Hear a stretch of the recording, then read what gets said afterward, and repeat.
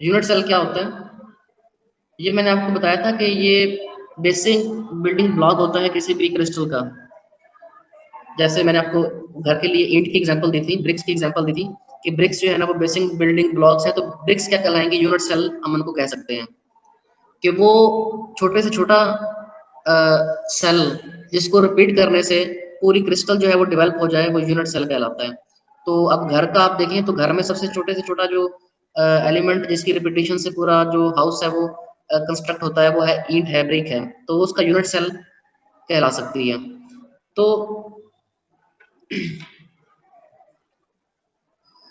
for a three-dimensional lattice, the unit cell are of form of parallel pip. तो parallel पिप भी हो सकती है यूनिट सेल की फॉर्म। यूनिट सेल की फॉर्म थ्री डायमेंशनल के लिए क्यूबिक भी हो सकती है। यूनिट सेल की फॉर्म जो है वो हमारे पास और भी शेप्स की हो सकती हैं।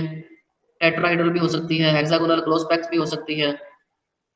और ये हम देखते हैं टाइप्स जो थ्री डायमेंशन में कितनी पॉसिबल हैं। और इसी तरीके से अगर हम टू डायमेंशनल क्रिस्टल देखें, टू डायमेंशनल क्रिस्टल जो है ना वो वैसे तो फिजिकली तो ज़्यादा अवेलेबल नहीं होती, लेकिन इसको हम जो है वो स्टडी करने के लिए यूज़ करते हैं। अब टू डायमेंशनल जो लेटिस है, जैसे कि अगर इस तरह की लेटिस है,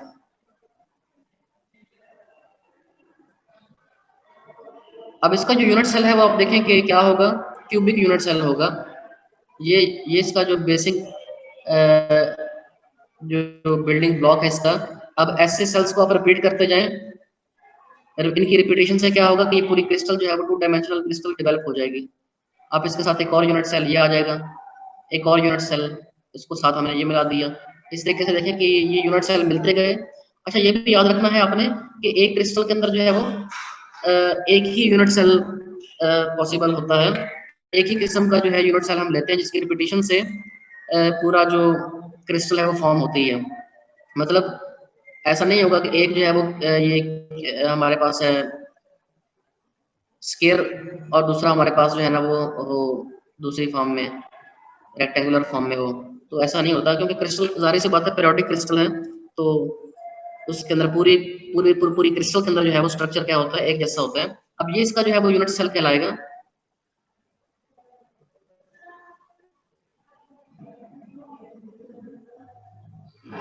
तो अब ये यूनिट सेल किस तरह का है?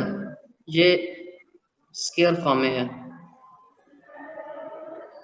तो क्रिस्टल ऐसे भी हो सकती है जैसे मैंने पहले एक ड्रॉ की थी।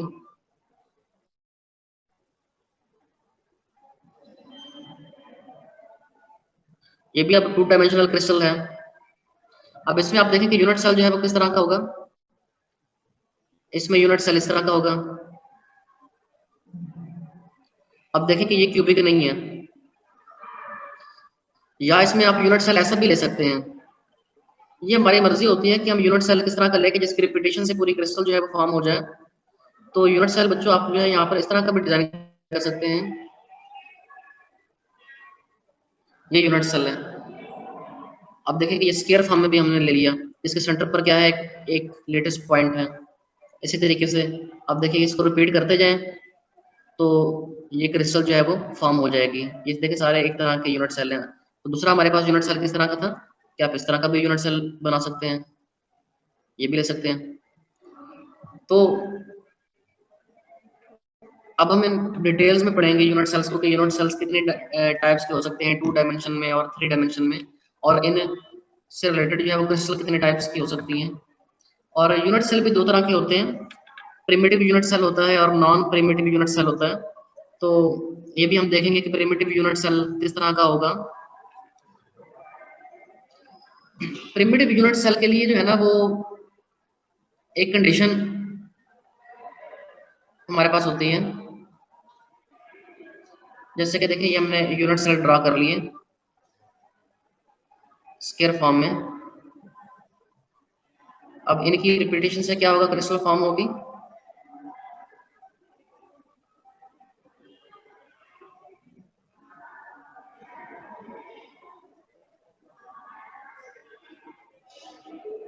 ये सारे एक जैसे होने चाहिए।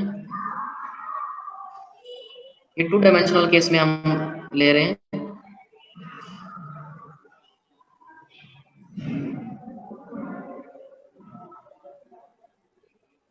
आप देखेंगे इनके इनके कॉर्नर्स पर क्या है,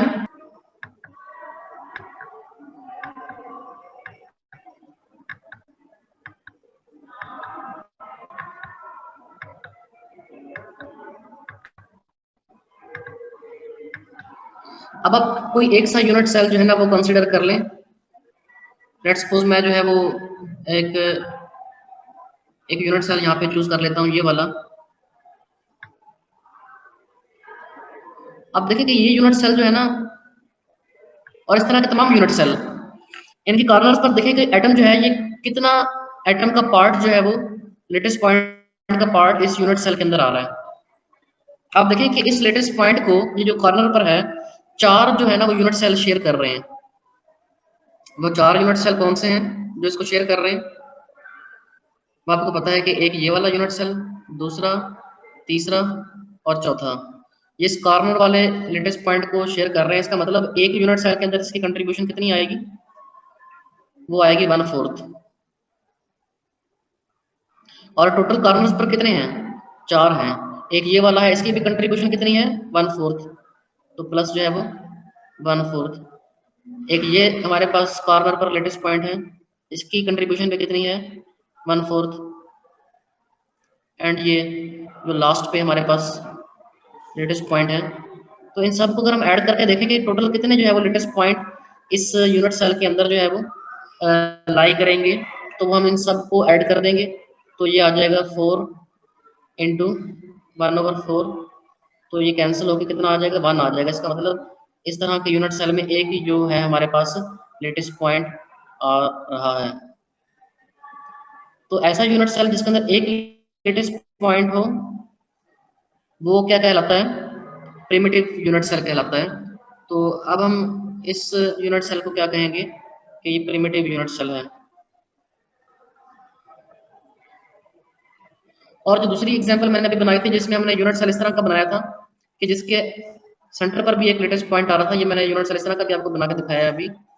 अब इसमें देखिए कॉर्नर वालों की तो कंट्रीब्यूशन 1/4 है ही, लेकिन एक सेंटर पे है, तो कॉर्नर वालों की 1 आ गई इसी तरीके से, और एक सेंटर पे जो है ये पूरे का पूरा इसके अंदर आ रहा है +1। तो ये एटम्स जो है वो लेटेस्ट पॉइंट इस यूनिट सेल में आ गए। तो ये क्या है? ये नॉन प्रिमिटिव है, नॉन प्रिमिटिव यूनिट सेल कहलाएगा। तो an application of the translation operation of some values n1 and 20 takes the unit cell to another region which is exactly similar to the initial origin. So on repeatedly applying the same operation with all possible values of 3 axes, one can produce the complete lattice. Thus, a unit cell may be defined as the smallest unit of the lattice, which on continuous repeating generating a complete lattice. ये वही बात जो मैंने आपको बता दी थी। Both primitive and non-primitive translation vectors may be used to construct a unit cell. अभी जो primitive translation vectors हैं ये यूज होते हैं कंस्ट्रक्ट करने के लिए यूनिट सेल को। अब जो प्रिमिटिव ट्रांसलेशन वेक्टर है उससे जो हम यूनिट सेल बनाएंगे वो भी कौन सा होगा? प्रिमिटिव यूनिट सेल होगा। नॉन प्रिमिटिव ट्रांसलेशन वेक्टर को यूज करते हुए जब हम यूनिट सेल कंस्ट्रक्ट करेंगे तो वो कौन सा होगा? नॉन प्रिमिटिव यूनिट सेल होगा। The parallelogram ABCD represent a two-dimensional primitive unit cell where the parallelogram EFC represent non-primitive unit cell। ये देखिए इसने इसकी एग्जांपल जो है वो नीचे दी हुई है कि इसलिए हम नीचे चलते हैं। अब देखिए कि ये इसने यूनिट सेल्स 2 डायमेंशनल ड्रॉ किए हुए हैं यूनिट सेल।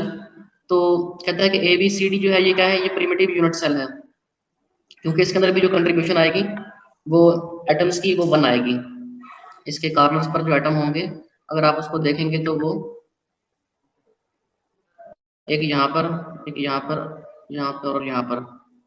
अब इसमें हर जो कॉर्नर वाला जो एटम है उसको 4 यूनिट सेल जो है वो इस तरह के 4 यूनिट सेल शेयर कर रहे होंगे, तो 1/4 जो है वो कंट्रीब्यूशन ही आएगी। तो फिर उसको आप फाइंड आउट करेंगे तो वो 1 लेटेस्ट पॉइंट निकलेगा। अब इसी तरीके से ये कह रहा है कि EG और EF, ये P जो है वो ये भी नॉन प्रिमिटिव है और ये भी नॉन प्रिमिटिव है, ये नॉन प्रिमिटिव इसलिए है क्योंकि इनके सेंटर के ऊपर जो देखें यहाँ पर लेटेस्ट पॉइंट एक एग्जिस्ट कर रहा है, ये वाला, ये लेटेस्ट पॉइंट जो कि सेंटर पे एग्जिस्ट कर रहा है, और इसके भी सेंटर पर जो है वो लेटेस्ट पॉइंट एक एग्जिस्ट कर रहा है। तो ये फिर कितने हो जाएंगे, 2 हो जाएंगे। तो unit cell of a 2 dimensional lattice, जिसमें ये हमारे पास प्रिमिटिव है और ये दोनों क्या है, नॉन प्रिमिटिव है। असल में इन्होंने डायग्राम कुछ बहुत छोटे छोटे देखे कि ये यूनिट्स लेटिस पॉइंट ड्रा किए हुए हैं, इसलिए वो आपको नजर नहीं आ रहे। तो इवन है क्या कि यहाँ पर इनके सेंटर पर जो है ना, ये लेटेस्ट पॉइंट यहाँ पर एग्जिस्ट कर रहा है। ये कॉर्नर वाले देखें, अगर आप इसको गौर से देखें तो नजर आएंगे, ये कॉर्नर वाले बहुत छोटे छोटे से इन्होंने यूनिट सेल जस्ट डॉट डाल के जो है ना, ये देखें, ये सिर्फ डॉट से रिप्रेजेंट किया हुआ है। इसी तरीके से इसके भी क्या है, सेंटर पर मौजूद है।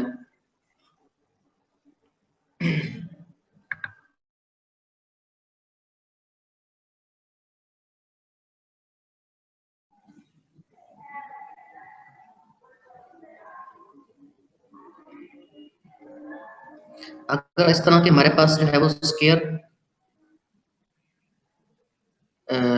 2 डायमेंशनल लेटिस हो, स्पेस लेटिस, तो हम बिगिनर सेट सेल कैसे ड्रा करेंगे? तो असल में बिगिनर सेट सेल होता क्या है, ये किसी लेटेस्ट पॉइंट के गिर्द वो क्लोजेस्ट जो है वो स्पेस होती है कि जिसके अंदर कि इससे नज़दीक कोई दूसरा लेटेस्ट पॉइंट भी नहीं होता। मतलब एक लेटेस्ट पॉइंट के नज़दीक की जो स्पेस है, ऐसी स्पेस जिसके अंदर कोई दूसरा लेटेस्ट पॉइंट एग्जिस्ट ना करे, वो बिगिनर सेट सेल कहलाता है। तो ये हमें उस पॉइंट से रिलेटेड, उस स्पेस पॉइंट से रिलेटेड जो है ना वो प्रॉपर्टीज को एक्सप्लेन करेगा। अब उस पॉइंट पे असल में है क्या, उस पॉइंट पे तो एटम है। जब हम क्रिस्टल की बात करेंगे तो क्रिस्टल के अंदर उस पॉइंट के ऊपर एटम होगा, तो उस एटम का जो है वो इलेक्ट्रॉन के साथ इंटरेक्शन होगा। अब वो इंटरेक्शन उस स्पेस के अंदर कितना होगा, उस एटम के नजदीक की जो स्पेस है उसके उसके अंदर इलेक्ट्रॉन का बिहेवियर क्या होगा, उसका इंटरेक्शन क्या होगा, ये चीज उसको स्टडी करने के लिए हम ड्रॉ करते हैं। तो अब यहाँ पर हमारा तरीका क्या होगा कि हम एक कोई सा रेफरेंस एटम ले लेंगे। लेट्स सपोज हमने जो है वो ये रेफरेंस एटम ले लिया।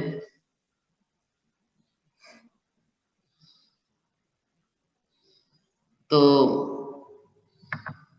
ये हमारे पास एक हमें और ड्रा करनी पड़ेगी।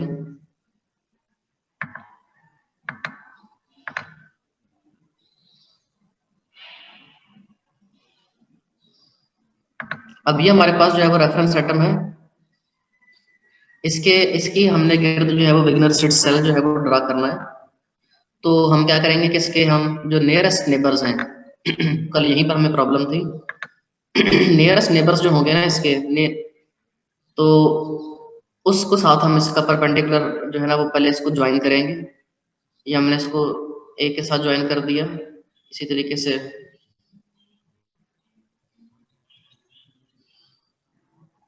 ये जितने भी इसके जो नियरेस्ट नेबर्स थे हमने इसको ज्वाइन कर दिया इनके साथ। अब इनका हमने परपेंडिकुलरली बाइसेक्टर ड्रा करना है।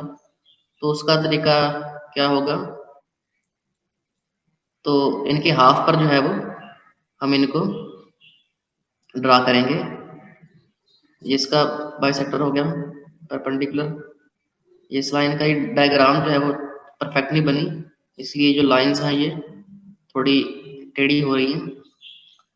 अदरवाइज एक परफेक्ट स्क्वायर बन जाएगा अगर हमारे पास स्पेस लेटिस जो है वो 2 डायमेंशनल स्क्वायर है। तो अब इसमें देखें कि अच्छा, अब आप तो सेकंड नियरेस्ट नेबर्स के अगर ड्रा करते हैं ना परपेंडिकुलर बाइसेक्टर्स, तो वो भी बेशक आप इधर ड्रा करके देख लें। तो ये देखें कि ये जो सेकंड नियरेस्ट नेबर इसका ये वाला होगा। इसको हम किसी और कलर से जो है मैं शो करता हूँ। ये सेकंड नियरेस्ट नेबर है इधर से ये। तो जो फर्स्ट बिगिनर सेट सेल है उसकी डायमेंशन पे कोई फर्क नहीं पड़ेगा। अब देखें कि यहाँ पर आप इनके परपेंडिकुलर बाइसेक्टर जो है वो सेंटर से ड्रा करेंगे। तो ये जो है मैंने इस लाइन का ड्रा कर दिया, इधर से इस लाइन का जो है वो एक टेढ़ा हो गया।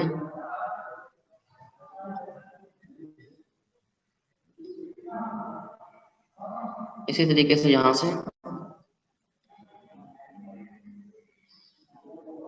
तो आप लोग देख रहे हैं कि ये जो सेंटर वाला जो बिगिनर सेट सेल है, इसके ऊपर कोई जो है वो फर्क नहीं पड़ा। अब हमारे पास जो स्पेस है बिगिनर सेट सेल की, वो मैं रिप्रेजेंट कर देता हूँ। ये जो एरिया है, अब देखें कि इस एरिया के अंदर कोई दूसरा लेटेस्ट पॉइंट जो है वो एग्जिस्ट नहीं कर रहा। ये वो क्लोजेस्ट स्पेस है सेटअप के नजदीक कि जहां पर कोई दूसरा लेटेस्ट पॉइंट एग्जिस्ट नहीं करेगा। अब रेसिप्रोकल स्पेस के अंदर हम क्या करते हैं, हम आगे चल के ना, ये तो एक रियल लेटिस है, रियल क्रिस्टल है, आगे चलकर हम इसका जो है ना इसका रेसिप्रोकल लेते हैं। रेसिप्रोकल इसलिए लेते हैं कि कुछ टूल्स ऐसे हैं हमारे पास जिनको हम डायरेक्टली इम्प्लीमेंट नहीं कर सकते डायरेक्ट लेटिस पे, तो वो फिर इजी होता है उनको यूज करना रेसिप्रोकल लेटिस पे, तो वहां से फिर वो हमें रिजल्ट्स देते हैं। वो टूल्स रेसिप्रोकल स्पेस के ऊपर सही अप्लाई होते हैं, तो फिर हमें एक रेसिप्रोकल स्पेस ड्रा करना पड़ती है, होती वो भी ऐसी ही है, लेकिन क्या है कि वो चेंज हो सकती है, मतलब हमारे पास एक सिस्टम से वो दूसरे सिस्टम के अंदर, वो मैं अभी आगे चल के जब हम पढ़ेंगे तो फिर एक्सप्लेन करूंगा। जैसा अभी ये सिंपल क्यूबिक है, इसकी जब हम रेसिप्रोकल ड्रा करेंगे तो वो सिंपल क्यूबिक ही होगी, उसमें कोई फर्क नहीं आएगा, उसमें चेंज नहीं आएगा, लेकिन आगे चलकर हम कुछ और स्ट्रक्चर्स पढ़ेंगे, उनका जब हम रेसिप्रोकल ड्रा करेंगे तो वो चेंज हो जाएगा। तो उसमें भी हम ऐसा करते हैं कि ये इसी तरीके से जो नियरेस्ट नेबर्स हैं उनको हम ड्रा करते हैं और उस परपेंडिकुलरली बाइसेक्टर ड्रा करके एक रीजन ड्रा करते हैं, तो वहां पर ये रीजन क्या कहलाता है, वहां पर ये रीजन ब्रिलियन जोन कहलाता है, ब्रिलियन जोन। तो अगर हम सपोज चेक करें कि ये हमारी जो है वो रेसिप्रोकल स्पेस है,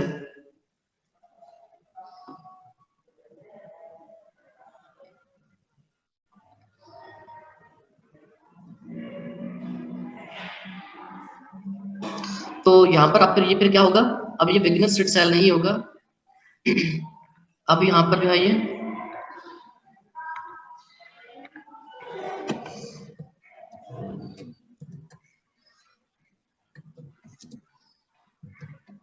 ब्रिलियन जोन कहलाएगा।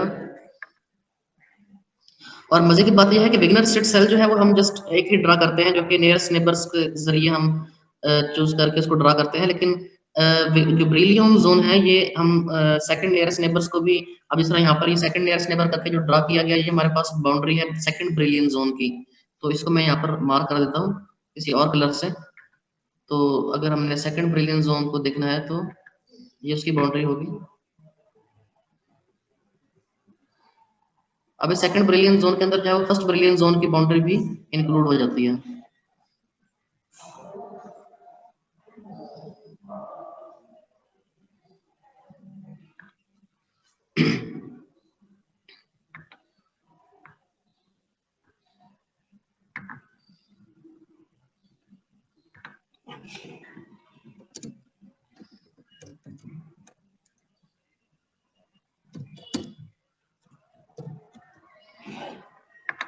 तो फर्स्ट ब्रिलियन जोन जो है ना,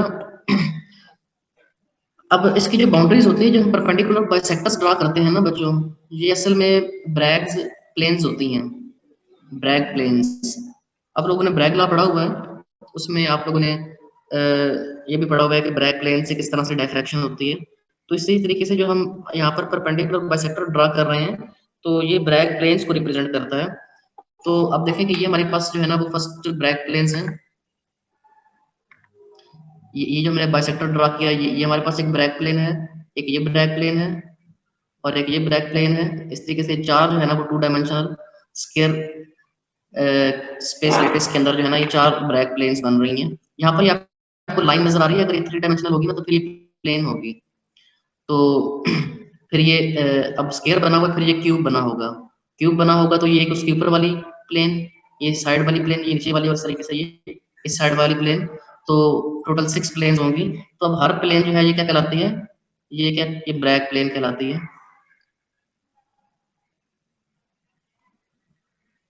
अब जब तक इलेक्ट्रॉन जो है ना वो यहाँ पर है, वो क्रॉस नहीं करता किसी ब्रैग प्लेन को, तो हम कहते हैं कि इलेक्ट्रॉन जो है वो कहाँ पर है, वो with in the boundary of first brilliant zone है। जैसे ही इलेक्ट्रॉन जो है वो किसी ब्रैग प्लेन को क्रॉस करता है, तो आगे चल के ये नेक्स्ट जो है वो सेकंड ब्रैग प्लेन आ गई है।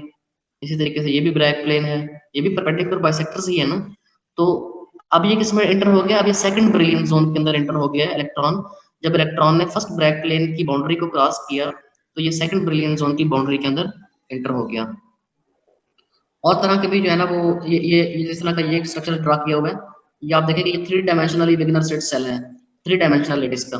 तो 3 डायमेंशनल लेटिस में आपको पता है कि फिर बहुत ज़्यादा जो है ना वो नियरेस्ट नेबर्स होते हैं, 6 भी हो सकते हैं, 8 भी हो सकते हैं। उन सबको हमने जो रेफरेंस एटम है उससे हमने ज्वाइन करना है, फिर उनके परपेंडिकुलरली बाइसेक्टर्स ड्रा करने हैं, और उन सबको ज्वाइन करेंगे तो देखें किस तरह का 3 डायमेंशनली जो है वो एक विग्नर स्टेट सेल जो है वो बन जाएगा।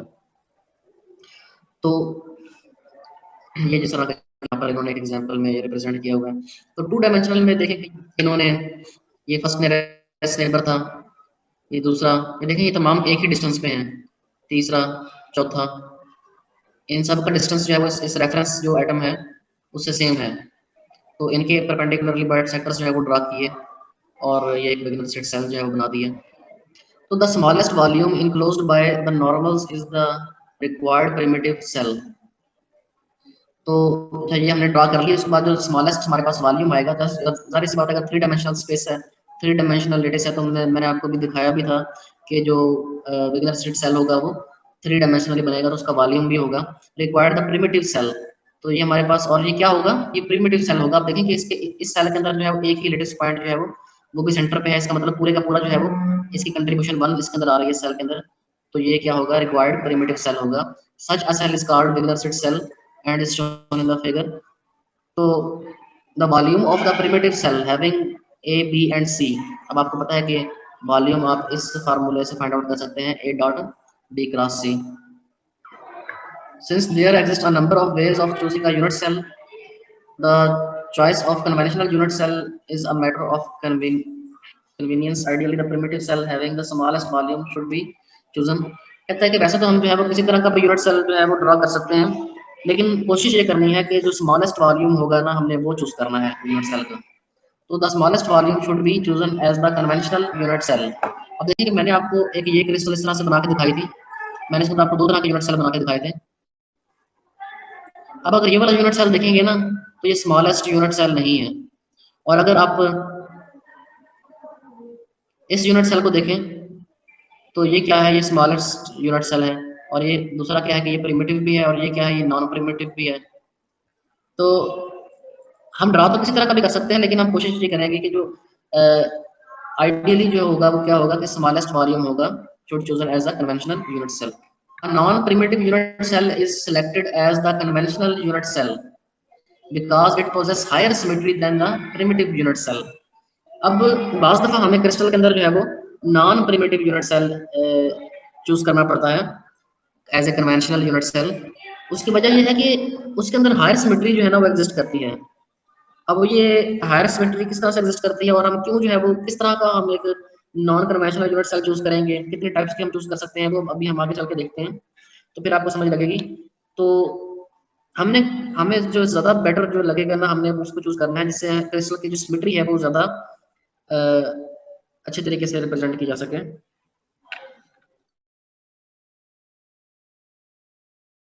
तो द स्पेस लिट, अब ये बेसिस क्या होती हैं, ये बेसिस असल में कहते हैं एटम्स को। तो एक तो हमारे पास स्पेस लिटिस थी।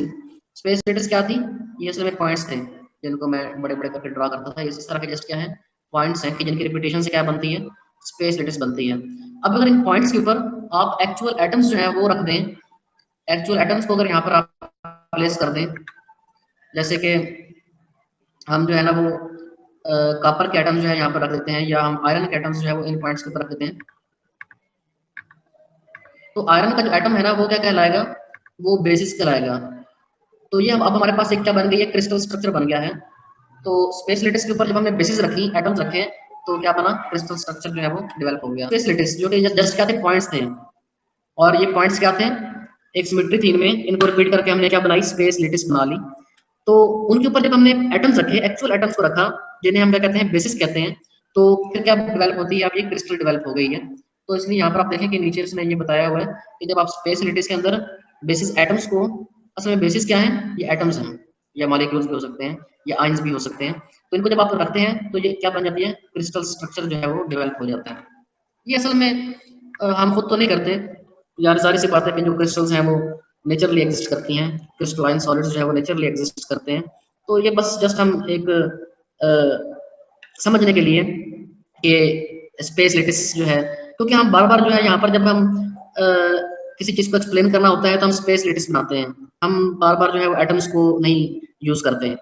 अदरवाइज़ तो अगर आपने सोडियम क्लोराइड के जो क्रिस्टल स्ट्रक्चर को देखना है तो आपको जो है ना वो एक सोडियम एटम, फिर क्लोराइड आयन, फिर सोडियम आयन, फिर क्लोराइड आयन जो है वो रिपीट करके आपको क्रिस्टल बनानी पड़ेगी। लेकिन फिर उसका आसान तरीका क्या है कि आप उसकी स्पेस लेटिस बना लें, जस्ट पॉइंट लगा दें, ठीक है? उसमें आपको फिर ये बताने की ज़रूरत नहीं रहती कि ये सोडियम है, ये सोडियम आयन है, ये क्लोराइड आयन है, तो उसकी डिटेल में नहीं जाना पड़ता। तो इसलिए हम आसानी के लिए क्या करते हैं कि हम स्पेस लेटिस यूज़ कर लेते हैं, कि जिसके अंदर हम सिर्फ जस्ट जो है वो डॉट डॉट लगाते हैं और वो सिमेट्री को बता रहे होते हैं। अब आप चाहें तो यहाँ पर जो है वो सोडियम का एटम उसको रिप्रेजेंट कर दें, फिर आगे इधर जो है आप ये कहें कि ये क्लोराइड आयन है, फिर ये सोडियम आयन है। तो अब जो है ये फिर हमारे पास जो क्रिस्टल स्ट्रक्चर बना है ये किसका बनेगा, सोडियम क्लोराइड का क्रिस्टल स्ट्रक्चर जो है वो बन जाएगा, वो होता भी ऐसा है। तो उसको फिर हम क्या कहते हैं, क्रिस्टल स्ट्रक्चर कहते हैं। क्रिस्टल स्ट्रक्चर जो है वो हमने डिस्कस किया था। अब देखें कि ये हमारे पास जो डॉटेड पॉइंट में लगी हुई है ये स्पेस लेटिस है, ये बिलोंग कर रही है इससे। और फिर ये एटम्स हैं हमारे पास, 2 तरह के एटम भी हो सकते हैं, 3 तरह के भी हो सकते हैं, सिंगल एटम भी हो सकता है। अभी हमारे पास 2 तरह के एटम हैं, इनको हम क्या कहेंगे, बेसिस कहेंगे। तो ये हमारे पास 2 बेसिस हैं और जब ये दोनों कंबाइन होंगी, आप इनको रखते जाएंगे इन लेटेस्ट पॉइंट के ऊपर, तो हमारे पास क्या बन जाएगी, क्रिस्टल स्ट्रक्चर बन जाएगा। तो ये हमारे पास अब जो है वो एक्चुअल क्रिस्टल स्ट्रक्चर बना हुआ है। तो इनकी अरेंजमेंट जो आप देखिए 2 जब इस तरह से होंगे तो आपने इनको इसी तरीके से यहाँ पर ओरिएंट करना है। तो और ये आपने जो है ना वो क्रिस्टल स्ट्रक्चर हम देखते हुए कि किस तरह का डेवलप करना है, उसका स्ट्रक्चर कैसा है उसके मुताबिक हम रखेंगे। क्या हमने इस बड़े वाले एटम को इस लेटेस्ट पॉइंट के ऊपर रखना है या इनके सेंटर को हमने इधर लेटेस्ट पॉइंट पे रखना है, या छोटा वाला जो एटम है ये डार्क जो सर्कल है इसको हमने लेटेस्ट पॉइंट पे रखना है। वो क्रिस्टल स्ट्रक्चर डिपेंड करता है कि वो किस तरह का है। तो ये लेटिस और बेसिस मिलकर क्या बनी, हमारे पास क्रिस्टल स्ट्रक्चर बन गया। Generation of crystal from lattice and basis, the number of atoms in a basis may vary from 1 to several thousands। तो बेसिस जो है वो कहता है कि एक एटम से लेके सेवरल थाउजेंड्स तक हो सकती हैं। अब जो एक एटम की बेस होगी ना, उसका जो क्रिस्टल बनेगा वो हमारे पास कहलाएगा मोनोक्रिस्टलाइन स्ट्रक्चर। तो इसी तरीके से जो 2 एटम की बेसिस होंगी उससे जो क्रिस्टल बनेगी वो डाई एटॉमिक क्रिस्टल जो है वो कहलाएगी। तो ये लिखा हुआ है यहाँ पे मोनो एटॉमिक क्रिस्टल, अगर बेसिस जो है ना वो एक ही एटम की है, और अगर 2 एटम की होगी तो फिर वो इसी तरीके से आगे। तो पॉली क्रिस्टल भी हो सकते हैं। पॉली क्रिस्टल के अंदर क्या होता है कि बेसिस जो है वो बहुत सारे एटम्स पर मुश्तमिल होती है। The space lattice possible is only 14। अब कहता है कि the number of atoms in basis में 1000, whereas the number of space lattices possible is only 14 as described in later section। तो जो स्पेस लेटिस है ना, स्पेस लेटिस 2 डायमेंशनल के अंदर जस्ट जो है वो 7 हो सकती हैं फॉर 2D, और फॉर जो है वो 3D कितनी हो सकती हैं, ये 14 हो सकती हैं, इससे ज़्यादा नहीं हो सकती। तो इनको भी हम देखेंगे कि ये कौन कौन सी स्पेस लेटिसेस जो है वो पॉसिबल हैं 2 डायमेंशनल में और 3 डायमेंशनल में। फिर इन्हें हम जो है वो ब्राविस लेटिसेस कहते हैं। Thus, a large number of crystal structure may be obtained from just 14 space lattice simply because of the different type of bases available। अब बेशक जो है वो हमारे पास स्पेस लेटिस जो है वो 14 टाइप्स की हैं 3 डायमेंशन में, लेकिन कहता है कि क्योंकि बेसिस बहुत सारी टाइप्स की हैं, वो तो थाउजेंड्स तक भी हो सकती हैं, सेवरल थाउजेंड्स तक, तो फिर उनसे रिलेटेड जो हमारे पास जो टाइप्स बनेंगी क्रिस्टल की, क्रिस्टल स्ट्रक्चर की, वो भी फिर बहुत सारी हो सकती हैं। So if the basis consists of a single atom only, then monocrystal structure is obtained। Copper is an example of monoatomic face-centered cubic structure।